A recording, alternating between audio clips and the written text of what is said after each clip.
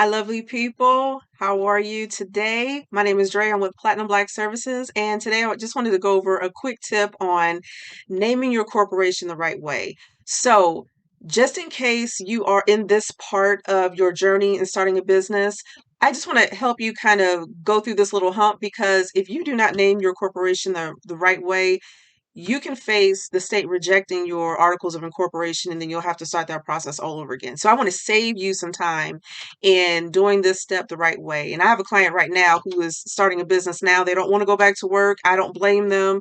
We've had a year home, working from home during COVID.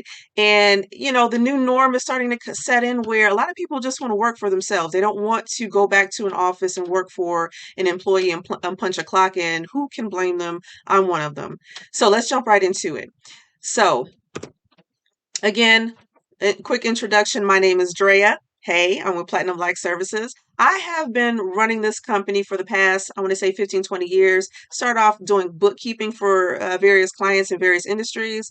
And then I wanted to kind of help out people on a more larger scale in starting a business. That's my passion. That's what I like to do, including I've owned a couple of other businesses in the past. And again, my mission is to help you start a business quickly and find profitable income streams because that's what it's about. You want to support yourself, you want to be happy, and you want to get your time back. All right. So my goal today is to help you do three things. And that is to help you name your corporation appropriately according to the state regulations. Each state has its own rules and requirements to follow. To learn where to go online in order to see if your business name is available to use within your state. And last, how, to do a business name search within your state.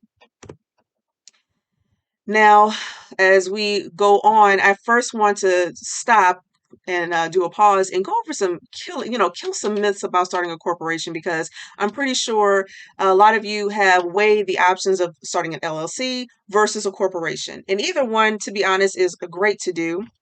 My only thing is an LLC is basically considered a disregarded entity in the eyes of the federal government. It's not a bad thing, but there are just some tax advantages and things that you don't get to have as an LLC versus a corporation unless you started an LLC and claimed to be a corporation or to be treated and taxed as a corporation, which I don't know. To me, it sounds kind of silly. You might as well just go ahead and be a corporation. That's just my personal opinion. But again, there's no right or wrong reason, and it still works out in the end, depending on, what you do and what you choose. So the first myth killer is you don't need, you might think you need a lot of money, but you don't need a lot of money to start a corporation. Not at all. The key thing, though, to starting a corporation is you just got to be very organized, especially from the beginning. So you're going to have corporate documents like articles of incorporation, your bylaws, and shareholders agreements, things like that. You want to just be very, very organized with those. Those are so important for tax season, tax time. And, hopefully you're not audited, but in case you are, you want to have those forms on hand and in order. Your books, your bookkeeping, your financial statements. My suggestion, I strongly recommend soon as you open up a business checking account or savings account or both, also run to your store or go online on Amazon and buy QuickBooks because the first dollar that you deposit into your bank it needs to be recorded, and then going forward it needs to be maintained. You have to track every single dollar that goes in and out of your business, and you don't want to wait until the last minute to kind of scramble around and get things in order, but it's just essential to make sure that you have everything in order, and then of course collect all your statements and keep those filed away. The goal is, or the requirement is to keep things on file for 7 years, at least 7 years. And then receipts. And of course, that's where your tax deductions come in. You want to make sure that you're saving a receipt for any and every expense business related and that qualifies as a tax deduction for your business. The next myth killer is you are not required to pay dividends. I think a lot of people decide to go the LLC route is because if I go the corporation route, oh, I'll be taxed twice. And that's not true because corporations, yes, they do pay dividends, but they're not required to pay dividends. That's just an incentive, which is used to kind of keep shareholders investing, pouring capital into the company, keeping it going. And by that time, if you're looking to pay dividends, by then you should have a really good CPA or CPA firm that's helping you through that process and knowing, how to be taxed and how to, get some benefits and kind of save you on that. And then the last myth killer is, oh, you have to be this, you shouldn't start a corporation unless you're, at the level of a Fortune 500 company. Again, that's not true. Every Fortune 500 company is doing the exact same thing that you're doing when you're starting your corporation. Don't let that intimidate you because you don't have to be a big name, a big brand right off, from jump. Even the founder of Apple started in his garage. So you don't have to, be on the same level as the big boys. You just need to start. And, the only difference is that they've been a corporation a lot longer. That's it. Okay, so general naming requirements for corporations, and this is just general across the board for any state in the United States. And that is you cannot use words that may mislead the public into thinking that the company that you're forming is formed other than for the purpose or the purpose listed or stated on your articles of incorporation. And there's about 4 rules to go over that goes into more detail about that. But just in general, you cannot start a business and list on your articles of incorporation that, hey, my business is like a professional commercial cleaning services. And then the next day you want to start a restaurant and use the same name. Nope, that's not going to fly. That's not going to work.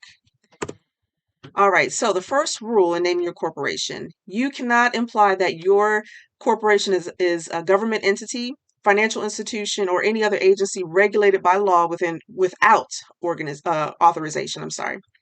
So there are restricted words in general that you cannot use, such as bank, savings. You cannot say that your corporation is a trust or insurance company, a credit union, cooperative, etc. You just have to, go and read the forms for filing out a business for your articles of incorporation, and it'll give you a list of names that are restricted. But this is pretty much the general rule.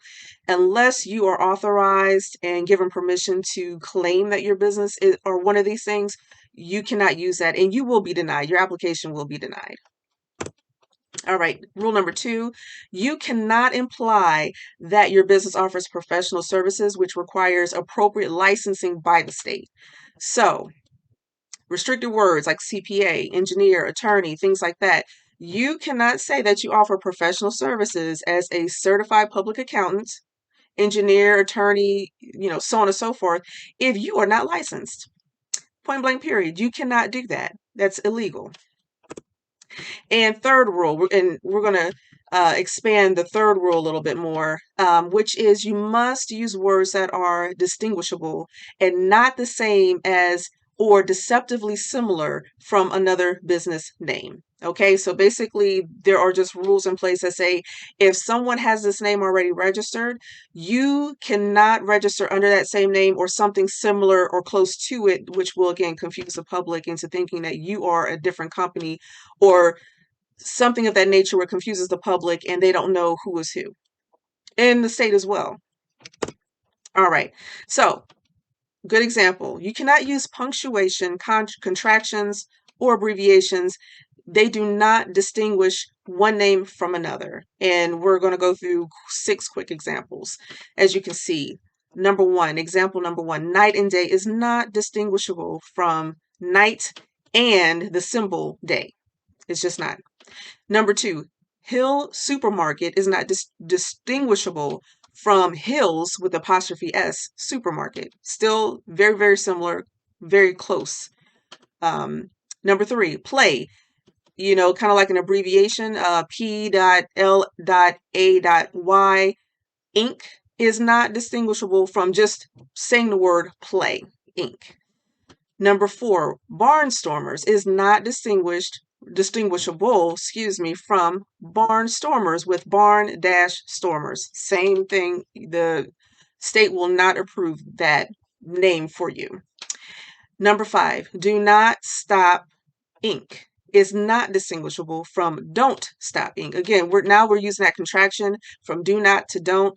They're not going to accept it. It looks too similar. And last, Mr. Coffee, where you're spelling Mr. Mister LLC, it's not distinguishable from Mr. if you use the abbreviation or the prefix Mr. Mr. Period coffee. Again, it's too similar. They're not going to allow that and let you form a corporation under that name.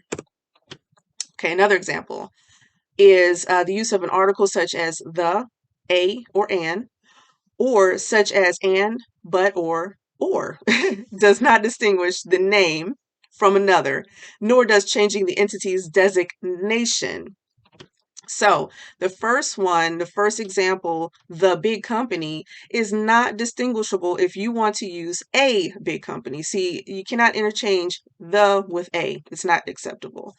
And then as far as the entity's designation, and we'll go into that a little bit more, where it says Barnstormers LTD, which is an abbreviation for limited, is not distinguishable from the Barnstormers company, or CO dot, which is an abbreviation for company. They will not allow you to register under that.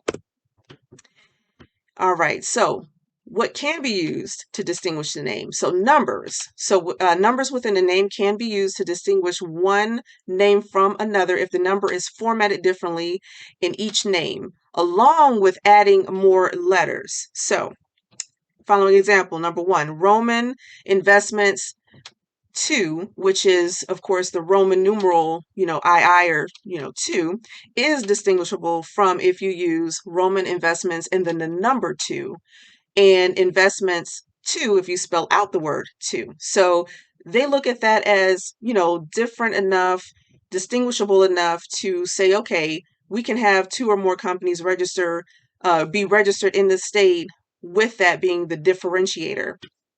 And then number 2, a plumbing is distinguishable between AA plumbing. So you just add another letter.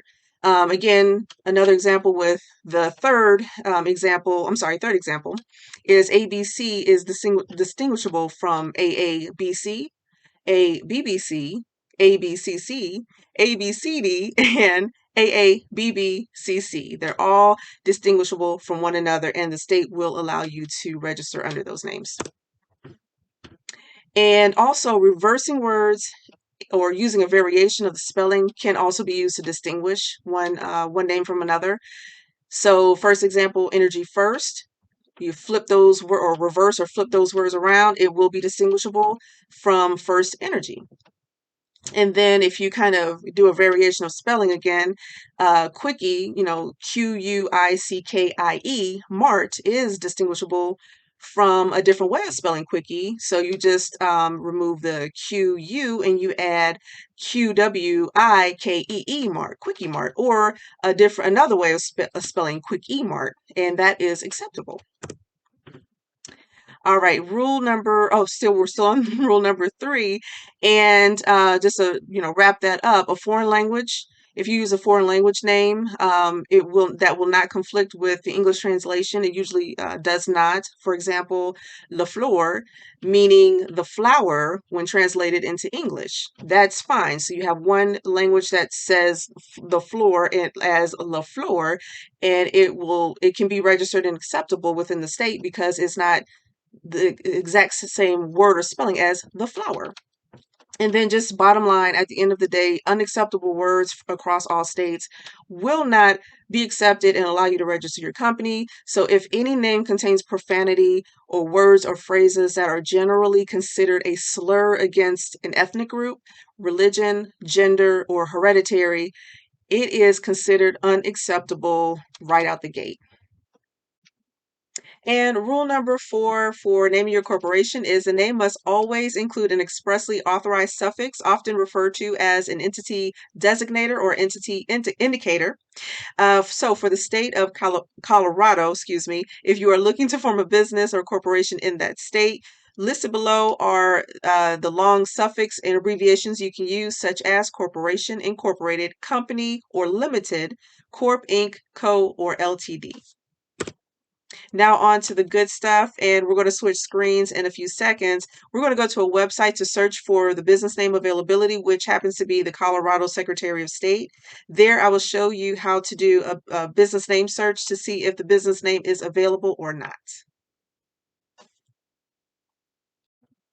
All right, now we're at the fun part. So I went online and I pulled up a site, e-secretaryofstate.com. This is a great website to use because it lists all the states and the different websites that you can go to establish the business and to also do a name search.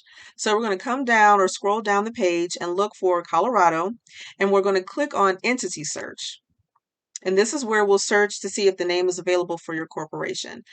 In this search box, we're going to type in Bob and it's just an example for this scenario because what I've learned is in every state there is a company that has the word or the name Bob in it. So it's an easy search to use for this example.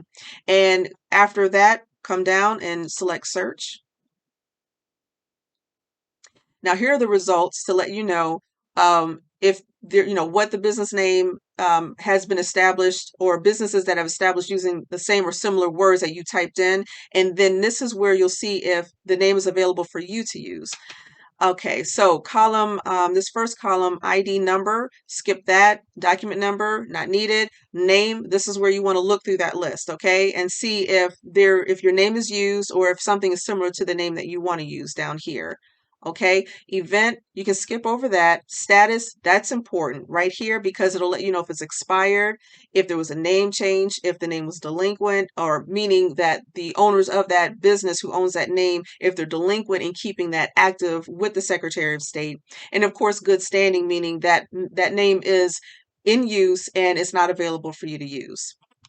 And then if you care to, just look a little bit further into the form, the type of form or type of entity that was filled out to establish that business or business name, and then the formation date, it just gives you the date of when it was registered with the Secretary of State. Okay.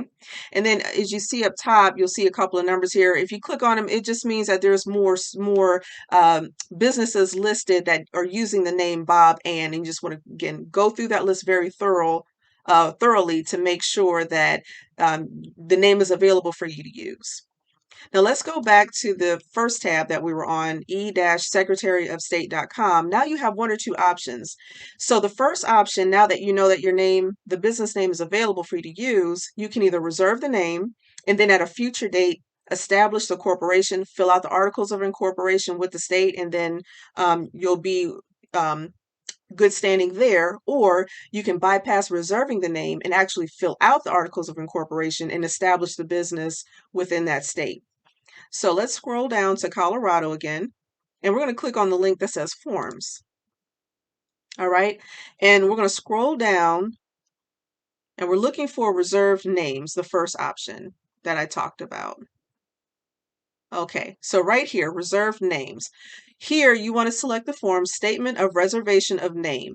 And again, you just fill out the form. They give you an online version or a PDF version. Fill out the form, pay the fee. There's always a fee with it, with the Secretary of State, I'm sorry. And then they will reserve that name for you to use. And I think it's a temporary hold on the name. It could be anywhere from 90 to 120 days. And that just lets you just have claims to the name until you're ready to form the business. All right. Now, let's say you're ready to form the business and you want to fill out the articles of incorporation. We're going to scroll back up and we're looking for profit or profit corporations because we're not talking about nonprofit right now. We're talking about a business that you're looking to start and it's going to bring profits. You're going to make money on. And the first option you want to select, which is Articles of Incorporation for a profit corporation. Again, they give you an online version, application to fill out, and a PDF version to fill out. And this really is for domestic corporations. If you're establishing a company that is located within the state of Colorado, has a primary location or address used in Colorado, you're considered a domestic corporation. However, if you live outside of Colorado or you're operating a business outside of Colorado and you want to establish one also in Colorado, then you're considered a foreign corporation. So basically, you can have a corporation already operating somewhere like in California or Texas or Georgia, and then you want to you want to bring business to and transact business within Colorado, you'll need to fill out this form. If you'll scroll down where it says foreign outside of Colorado entities, and you want to select the form statement of foreign entity authority. So right here, filling out the online application or the PDF version, it gives you the opportunity to become a foreign corporation where you can transact business in that state, and then you'll be good to go. So go ahead and fill out that application and get registered with the state, and then you can move forward and transact business. All right, guys, I want to thank you for your time. I'm glad that I was able to help you. So by the end of this video, you should now know the requirements of name your corporation by state. You should also know where to find the website, the Secretary of website for your state in order to do a business name search, and also how to do the name search. And the next step would be to also either reserve the name or to go ahead and file the articles of incorporation. In closing, I just want to suggest, checking out my website. If you go to platinumblackservices.com, I greatly appreciate it. I have some more tools and tips to provide for you. If you scroll down, I have some free stuff. Check out the free stuff. Items such as 7 things you need to maintain your corporate veil protection is a free webinar. Another free webinar, 9 legal corporate documents every corporation must have on hand. Also, a quick and dirty guide to corporation filing requirements is a free ebook. And last, a fill in the blank business plan guide. If you don't have a business plan already, it's good to go ahead and grab that as you're forming your corporation with the state, filing the forms and getting established. All of this is free. Now, next, I also want to let you know that I have 2 kits that are all inclusive, and it will help you meet specific goals in your journey as you're establishing your corporation within the state that you choose.